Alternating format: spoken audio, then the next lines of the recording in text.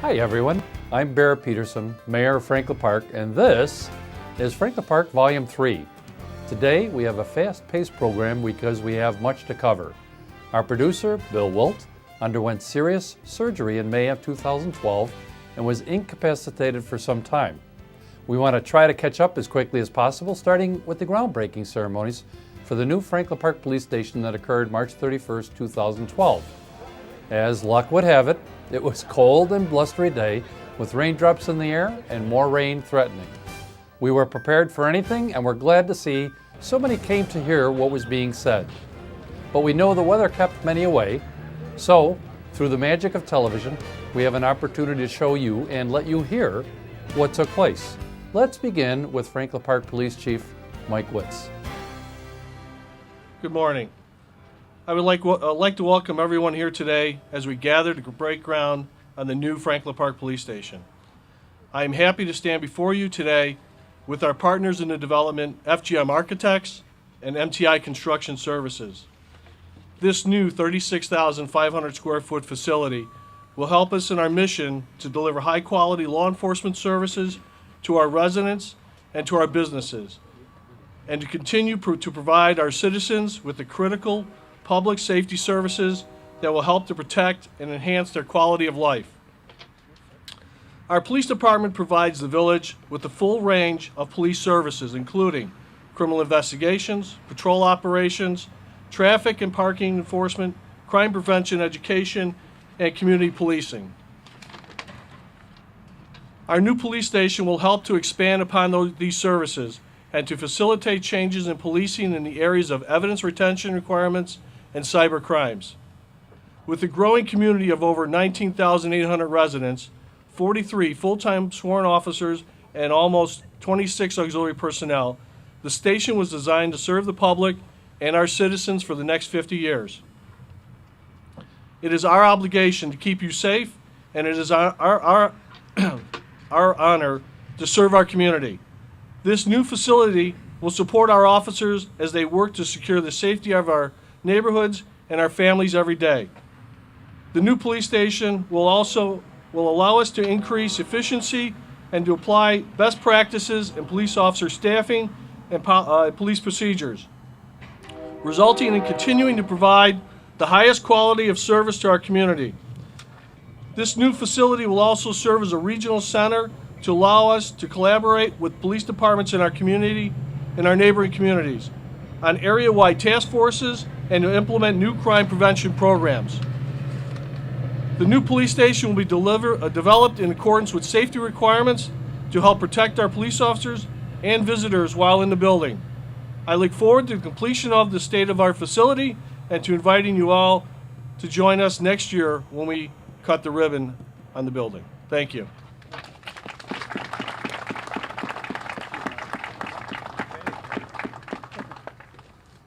Hello, my name is Brian Wright. I'm with FGM Architects. With me today is John Jarnowski and Ray Lee as well. And we just want to thank the village and the police staff for a wonderful design process that we've gone through. And I just wanted to point out some of the unique features of this building and some of the sustainability. If you look behind you, that pile of rubble back there, that's going to get recycled.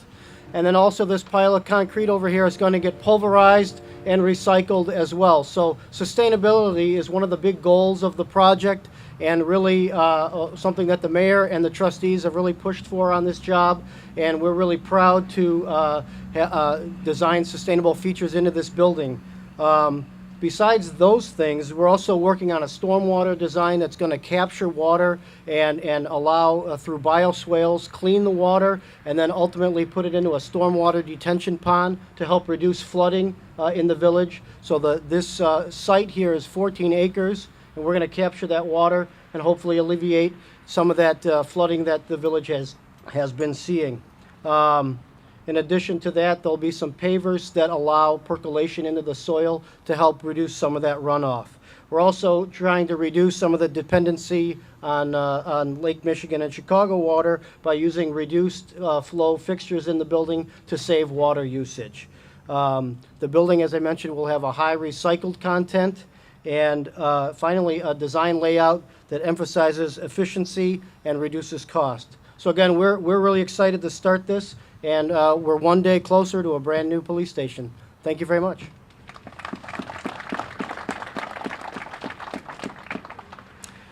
Good morning, everyone. My name is Ernie Spina from MTI Construction. I'm here along with Mr. Andy Jones and Dan Powell from MTI. As you can see, first of all, I want to thank Mayor Peterson and Chief Wildt and the board members for this opportunity. And I can talk a little bit about the schedule. And as you can see, as you look around here, and as you were probably driving through here and around this area for the past 3 months, it may appear that it was going a little slow. The old way of just taking a wrecking ball and knocking down these buildings is really archaic. We have to, as Brian mentioned earlier, we have to separate all the materials because it's being reused for recycled content. Our goal right now is by the end of next month, we should have all the demolition completed on the 2 buildings and the overall site. We anticipate in the second week of May to start the mass earthwork and start the foundations for the new facility, which will be located to your west. After that, we anticipate probably erecting the building toward the end of July. And some of our milestone goals are to enclose the building by the end of October, and we are looking at a grand opening and a project completion for August of 2013.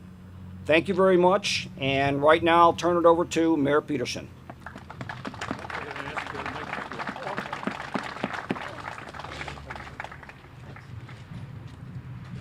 I am not Mayor Peterson. For those of you keeping score at home, I'm Mike Quigley, your congressman, and it's great to be home. It's great to be in Franklin Park. I want to begin by thanking the police, fire, and EMT who are here. Thank you so much for your service. Well, I guess what I learned in D.C. about you is we always think of the traditional work that you all do. What I've learned since I got there and replaced what's his name in Congress. Frankly, I'm just glad he found another job. What I discovered is that all the threats to our country since 9/11 have been stopped by good police work. So I want folks at home to remember that. It isn't just the traditional roles that you play to keep us safe. It's national security, homeland security begin right at home. So thanks so much for keeping us safe.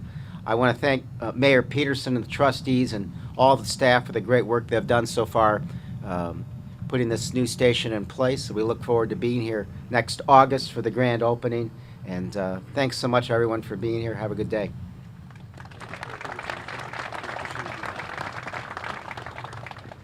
And thank you. It is really exciting that so many of you came out in this cold weather.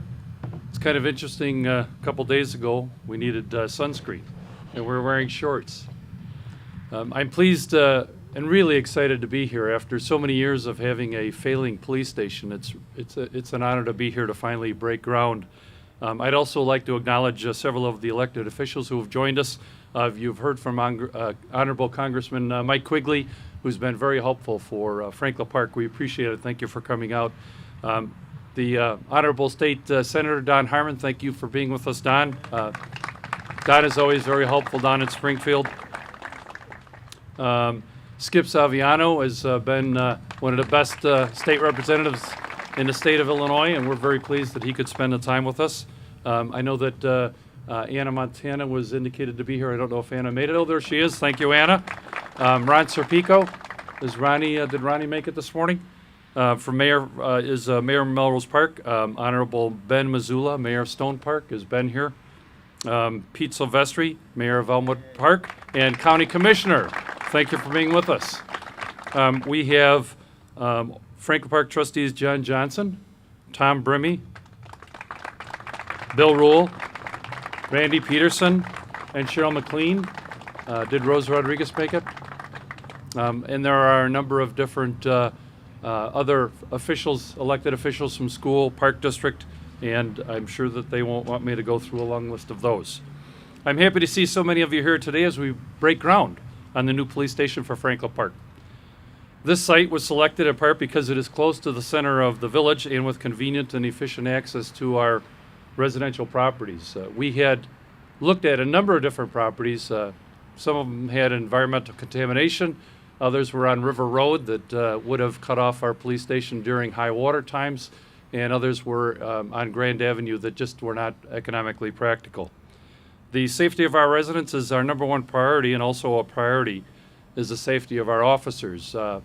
Mike Konwinski is here. Mike came to me as I was a village prosecutor about 7 or 8 years ago, maybe even 10 years ago, huh, Mike? And said, hey, what can you do to get us a new police station? Mike, I'm sorry it took so long, but we're finally here. It is critical that we equip those who put their lives on the line every day with the best and most up-to-date resources, equipment, and facilities, and that's why we're here. This facility will provide that and more, increasing the efficiency of our police department and enhancing the public safety of our residents and businesses. This new facility will help them in their efforts to patrol our neighborhoods and will allow them to work toward stopping crime and vandalism before it happens. And I'm pleased to announce that the newspaper article just recently announced that we had a significant reduction in crime. Thank you very much to the officers here. And it is due to the great work of both the police and the fire that we remain safe. In addition, this new facility will serve as a model for efficiency and sustainability.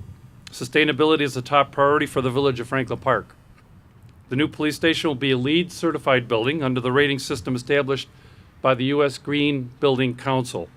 With this goal in mind, our new Franklin Park Police Station will include an HVAC and lighting system that focuses on energy efficiency and reduction of long-term life cycle costs. Natural lighting will, combined with occupancy sensors, significantly reduce the total energy needed to light the facility and help keep energy costs down. We are incorporating local and recycled building materials in the design and construction of the police station to reduce pollutants associated with transportation and fabrication. We look forward to demonstrating firsthand our commitment to sustainability by hosting tours of the facility. The new Franklin Park Police Station will be available to school groups and other local community groups and will promote sustainability as part of the standard tour, highlighting the features that have been implemented to promote environmentally conscious practices in the design and construction of buildings as well as in day-to-day living. We intend to serve as a model to other communities in the area of sustainability. As always, we will continue to look for ways to secure grants and state and federal funding to offset costs and to provide additional efficiency programs at the new facility, and we thank those legislators here that have made those grants possible. I look forward to welcoming you all here again next summer when I join Police Chief Wildt in cutting the ribbon on the new Franklin Park Police Station. Thank you so much for joining us today.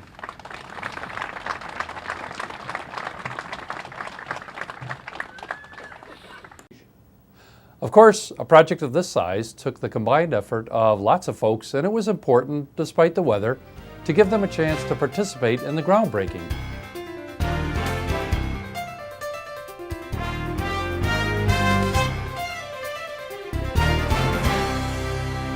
I might say it was really cold, and we didn't move a lot of dirt. We'll leave that to the professionals.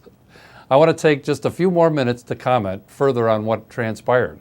As you might imagine, I would like every Franklin Parker to be proud of their new police station. This is Barrett Peterson, Mayor of Franklin Park, and I hope you've enjoyed our groundbreaking ceremony. It is something that we've been looking forward to for many years. I encourage you to take a look at the old police station. We can provide a tour of that, and you'll see why we needed to move there and why the morale in the police department was suffering until we announced that we were building this new police station. It's going to be a state-of-the-art building. It's going to be a LEED certified silver building with the ratings that the U.S. Green Building Council has established. And I think that you're going to be as excited by this facility as I am. It will be long-term savings. It's a building that will last for 60 or 70 years, and I hope that the village will enjoy it as much as I do. Thank you so much for your support on this project. We look forward to having this project done about August of 2013, when we'll be doing a new ribbon cutting ceremony, and we encourage all of you to come out and take a look at the newsletter that will be in there. And for now, this is Barry Peterson, Mayor of Franklin Park. Thank you so much for joining us today.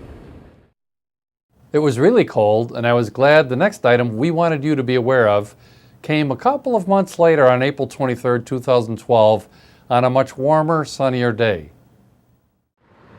Well, folks, what you've just been watching for the past 15 minutes or so is the groundbreaking ceremonies for the new police station in Franklin Park. And I must say, and once again, you know what? I should probably say, Barrett, we're sort of an odd couple, aren't we? Yes, we are. There couldn't be two people more different than you and I. I think that that's an accurate statement. Absolutely. And yet, because of something that happened 26 years ago, we've got sort of a connection. We do have a great connection with public access. With public access television, that's for sure. And the one thing that I wanted to talk about with the new police station is I right away went to you and said, Barrett, why are we spending money on a new police station? And you grabbed me by the hand and took me for a tour. Now, I must admit that I don't think that was always just a police station, because when I first met you, the conference room there, or whatever it was where they had the public access cable commission meetings, right? Oh, and the administration was there. So you had the comptroller, and you had all of the people who did water billing and bookkeeping and everything else, building permits. And it was beautiful. It was a beautiful building at one time. Right, okay. And when you said we're building, I said, why on earth would we be building a new building? You grabbed me, dragged me over there. What happened? It wasn't maintained, and it was a building that was built in the 40s with 8 different additions, and the property to the east of us is a water reservoir, so you can't move the building even a foot further east. The Metro lot to the west is owned by Metro and not the village, so there was no area for us to build a temporary station. All right, well, what I want to do is I want to encourage people to take advantage of Barrett's offer and go and take a tour of this old police station, because I couldn't believe. Now, I must admit, I haven't been over there in 25 years, because that's when our wars with the cable company, Continental, at that time occurred. And so I've been out of it for a long time. But I'll tell you what, we've talked about this, and we want to do a piece for television about this, the condition of the building. Are you in a position to arrange? I assume the village has an engineer or something? Oh, yes, we can have an engineer who'll tell you all about the structural defects of the building. That's what I want to do, because, my house is over 100 years old, and it's not pretty, but it's still structurally sound. Right. That building is not structurally sound anymore. No, what you have about 250,000 gallons of water that have seeped into the roof that's made out of gypcrete, because right after World War II, when they built the roof, they didn't have steel. So all it is drywall with chicken wire in it. And so it's got all this tremendous weight. The walls have bowed, so in order to do anything with the building, you'd have to bring it all the way down to the foundation. The electrical is outdated and out of code. It's not ADA compliant. There's asbestos on the property. The HVAC system is a whole bunch of conglomerate stuff put together. It's just a mess. I must admit, I was shocked. It is a mess. He's correct, and it's something really that you should see. So I applaud the efforts for the new police station. Now, that's not the only construction going on in Franklin Park, though. We are standing in front of what anybody in Franklin Park knows is the old Blockbuster video store. And this, you talk about how times have changed. I guess we could say that this is not, I kind of attribute everything to the economic plunge that our country took a couple of years ago and that we're still in right now. But the Blockbuster video thing, that there are young people now that don't know what a VHS tape is? What's interesting, Bill, is you're going to see businesses like this go out of business more often because we have a more dynamic economy. What's replaced Blockbuster video is the red box that everybody goes to. And 2 or 3 years or 5 years from now, you're not going to see red box because our technology is advancing so fast that this business that you see behind us, Blockbuster Video, which seemed like a remarkable high-tech innovation when it first opened, at least for you and I it was. Yeah, it certainly was. And people used to crowd to the stores for new releases. Yeah. Now they don't leave their computer, they download them. That's right. Or they go to Netflix, Redbox at the Ace, and they pay $1 and you get to see whatever movie you want. Here, it was $4 or $5. So you're seeing this kind of change, and you'll see businesses moving out. It's not necessarily because it's a bad economy, although in the last 3 or 4 years we've seen that, but we're also seeing a much more dynamic economy. Okay, I know that you have a personal thing about this. You don't like to see buildings empty and unused. Oh, they're not good because it means that the property owners have to pay more taxes. It not only means that, it starts to make the town look dingy. It gives people the impression, this is not a village or community on the move. And we want to make sure that people know the Franklin Park is on the move. There's a tremendous amount of exciting things going on here, Bill. So what's happening with Blockbusters? What are we going to get here? PNC Bank is moving in. They're going to be taking down part of the building. They're going to be making a drive-through. part of the building is going to stay because they're going to be reusing it, and it's going to be a usable property that returns to the full value of the tax market. Okay, one more quick question because we're running out of time here, and we are standing directly across the street from one of the things that I think concerns most Franklin Park residents. Yep. The big Kmart was really like an icon in Franklin Park for many, many years. They closed it down, what, a couple years ago? Yeah. And everybody is wondering what's going to happen to the Kmart building. Yeah, well, it's interesting. Kmart and Sears had problems all over the country. I think they probably closed 20 stores in the last 2 or 3 years. They just did not have a competitive building model. The California corporation that owns Kmart is close to signing a deal with 3 separate retailers. They would split it into 3. One of them, I believe that they're close to, and it's not a guarantee, is Big Lots. A lot of people would be excited about Big Lots. I would, yes. Yeah. One of the things that's delayed the development of the building behind us, Bill, and the Kmart, has been the fact that Franklin Park is not home rule. And what happens in home rule communities is there's much more reliance on property taxes because we don't have the sales tax coming in. If we have home rule, we'd be able to give incentives. So we constantly have retailers coming to us or owners of properties that want to bring in retailers, and they'll say, well, what incentives can the village give us? And we say, well, we can't. But every town around us, Melrose Park, North Lake, River Grove, Schiller Park, Elmhurst, Elmwood Park, Norridge, Harwood Heights, they're all home rule, or at least have a non-home rule sales tax. So you favor home rule? Oh, yes. Okay, I don't know enough about it to comment one way or the other, but You're my friend, and again, we are an odd couple. I am totally non-political. I have no interest in politics whatsoever, but because I know I have a fine man here that I met 26 years ago, long before he was in politics, and I knew he was a fine man then, I said, I think we're lucky to have this guy, and I want to make sure we get some of his ideas in front of the public. We're out of time.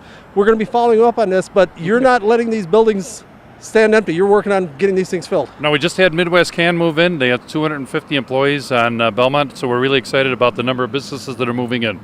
Okay, Barrett, we're out of time. That's it. We're done. Bill cut things off quickly because he just didn't think the show would be complete if we didn't try to give you a small taste of the problems with the old police station. Before we do that, I want to quickly mention the PNC Bank is now finished and fully operational, and the old Kmart building is now partially occupied with a brand new Big Lots with savers yet to come. Now, the old police station.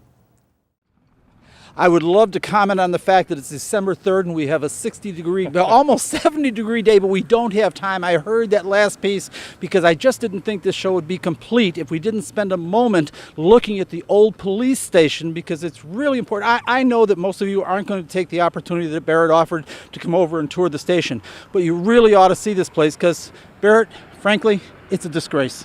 It's embarrassing that we ask our police officers to work in a building that is so decrepit. It's not just decrepit, and believe me, I'd be all over his case if we were just talking about something that didn't look nice. It's structurally unsound. As you know, I'm a motorsport guy, I'm a structural guy. I know when I see danger. Well, you know, it's interesting. You look at a car sometimes and it looks okay, and then you lift up the hood and you poke around and you have a mechanic look at it, and suddenly you realize the whole thing is junk. Yeah, and that's what we have here, and we're going to go inside because the thing I told him, I haven't been inside. I have now because he grabbed me by the ear, so to speak, and took me inside, but I hadn't been inside in 25 years, and I was shocked when he took me in there. Yeah. So we're going to take you in there through the magic of television. So I just wanted you to see, though, driving by, I kept Barrett. I said, the place looks fine. Yeah, it doesn't look fine inside, and the asbestos and the electrical and the jail cells, you'll see it all when we get inside. We'll get to all that, and again, we're running out of time. This is going to be quick. We are going to do a more extensive piece with the village engineer and all that, but I just wanted to give you a taste of it today. This is perhaps the biggest surprise to me when I walked in here, when Barrett took me in here, because 26 years ago, I met you here, and you were just a young law student at the time, and I was coming in here to raise all kinds of hell, and it was a beautiful courtroom. It's a dump. Right. I was on the Cable Television Commission, and Bill was coming in to talk about access to continental cable. He's saying that very kindly. Yes, talk is what I did. Yeah, okay. But it was a beautiful, beautiful courtroom. Yep, it sure was. We had all the seats were in good condition. The ceiling, the roof was well maintained, and as you can see now, it's a disaster area. And the roof is a big problem. One thing I want to stress on this program. Unfortunately, we can't rip the walls apart and show you the real problem.